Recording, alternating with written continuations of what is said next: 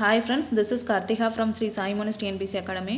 நம்ம சேனலில் வந்துட்டு தினம் ஒரு திருக்குறள் அப்படின்னு சொல்லிட்டு நம்ம டிஎன்பிசியில் கேட்கக்கூடிய 25 அதிகாரத்தோடு இருக்கக்கூடிய பாடல்கள்லாம் டெய்லி ஒன்று பார்த்துட்ருக்கோம். சரியா?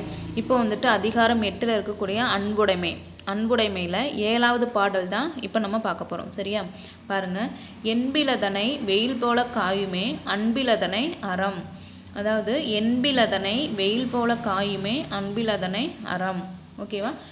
இப்போ அதோட பொருள் என்ன அப்படின்னா, எலும்பு இல்லாத உயிர்களை வெயில் காய்ந்து அழிக்கும், அதுபோல் அன்பு இல்லாத உயிர்களை அறக்கடவுள் அழிக்கும் அப்படின்னு சொல்லிட்டு சொல்கிறாங்க. சரியா?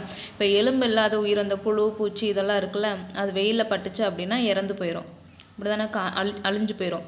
அதுபோல் இப்போ நம்ம உடம்புல நம்மகிட்ட வந்துட்டு அன்பு அப்படின்ற ஒன்று இல்லை அப்படின்னா அறக்கடவுள், ஓகேவா, அது கடவுள் வந்துட்டு நம்மளை அழிச்சிருவாங்க அப்படின்னு சொல்லி சொல்கிறாரு திருவள்ளுவர். ஓகேவா?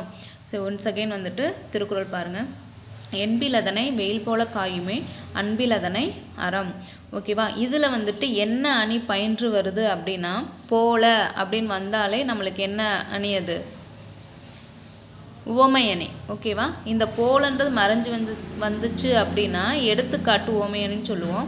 இங்கே வந்து என்பிலதனை வெயில் போல அப்படின்னு சொல்லிட்டு வந்துருச்சா, ஸோ வந்துட்டு இது வந்து உவமை அணி. ஓகேவா? இந்த பாடலில் பயின்று வரும் அணி என்ன அப்படின்னா உவமை அணி. ஓகேவா? இதுதான் இப்போ இன்னைக்கான திருக்குறள்.